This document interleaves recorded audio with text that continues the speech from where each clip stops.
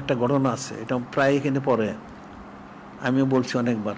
আদবটা হইলো, একটা লোক আবু সাইদ তামিমি নাম, শাফি মাযহাবের, একটা হলো ইবনে সাক্কা আর বড় পীর সাহেব রহমতুল্লাহ, ওনার সময় একসাথে পড়াশোনা করতো তারা।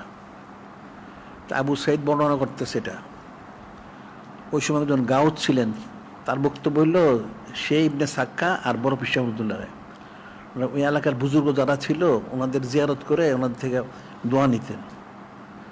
তো ওই এলাকায় একজন গাউস ছিলেন, গাউস, গাউসের নাম তারা দেন, আসলে গাউসের নাম হইল উনি নকশবন্দির বুজুর্গ আবু ইসু হামদানি রহমতুল্লাহ। তো উনি অনেক সময় গায়েব অদৃশ্য হয়ে যেতেন। তো আবু সাইদ বলতেছে, আমরা গেলাম একদিন যাওয়ার সময় রাস্তায়, মনোযোগ দিয়ে শুনবা, ইবনে সাক্কা বলল যে আমি গাউস, ওনাকে এমন একটা প্রশ্ন করবো উনি জবাব দিতে পারবেন না, নাউজুবিল্লাহ। আর আবু সাইদ বলল আমি একটা প্রশ্ন থেকে উনি কি জবাব দেয়, তারও ভিতরে পারবেন না হয়তো, নাউজুবিল্লাহ।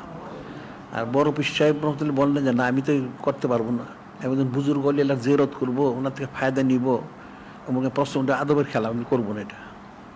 এই নিয়ত করে রওনা হইলেন। পৌঁছার পরে ওই আবু সাইদ বলতেছে, আমরা গিয়ে দেখলাম ওই গাউস উনি অদৃশ্য, ওনার যে খানকা শরীফ উনি নাই, কিছু উনি জাহির হইলেন। তো জাহির হওয়ার পরে খুব জালালি হাল অবস্থা।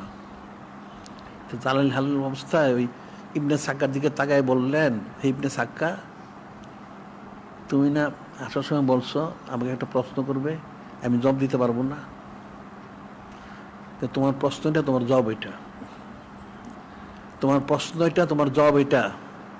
এরপর উনি বললেন যে আমি দেখতে পাচ্ছি তোমাকে জাহান্নামের আগুন ঘেরাও করেছে, অর্থাৎ তুমি জাহান্নামী হবে, নাউজুবিল্লাহ। এরপরে আবু সাইদ তাদেরকে তাকায় বললেন, হ্যাঁ আবু সাইদ, তুমি না বলছো আমাকে একটা প্রশ্ন করবে, আমি কি জবাব দিয়ে তুমি দেখবে, তোমার প্রশ্ন তোমার জবাব এটা, তাই আমি দেখতে পাচ্ছি দুনিয়া তোমাকে ঘেরাও করেছে, অর্থাৎ তুমি দুনিয়া ধরে মারা যাবে, নাউজুবিল্লাহ।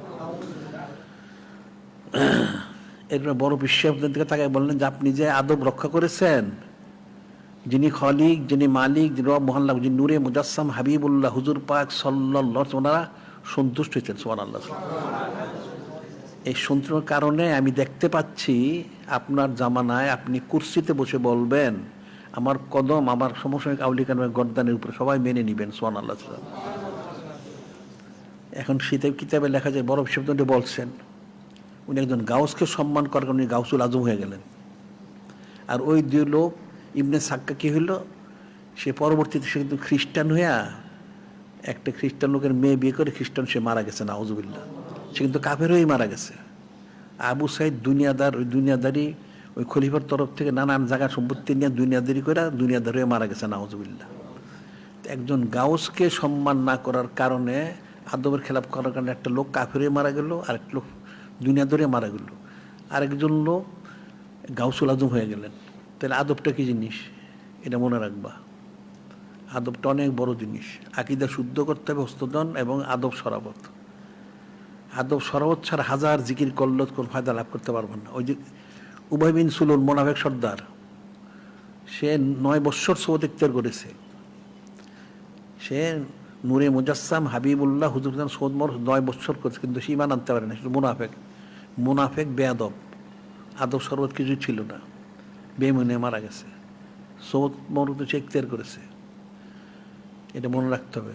তোমাদের আকীদাগুলি শুদ্ধ করতে হবে, হস্তজন পড়তে, আদব সরব শিখতে হবে। তোমরা এখানে আসছো তালিমের জন্য, তালিমগুলি ঠিক মতো গ্রহণ করবা, এর মধ্যে কোনো এলোমেলো কোনো কিছু করবা না। আর যেগুলি তোমরা আরও কিছু জানার যদি থাকে জানার কোশিশ করবা, আর আমাদের কিতাবে যেগুলি সংগ্রহ করার চেষ্টা করবে, আর সুন্নাহ দ্রব্য সময় কী আছে এটা জানো এবং এটা সংগ্রহ করো। এখন যা পারলা যদি সংগ্রহ নিয়ে যাও, নাহলে পরে আবার এখানে চাহিদা দিয়ে নিয়ে যাও, তাইলেই হবে, এগুলি করতে হবে। আর যেগুলি যা বলা হচ্ছে এই কাগজগুলি তাদেরকে দিয়ে দিও, তারা পড়ে তারপর ইয়ে করতে পারবে।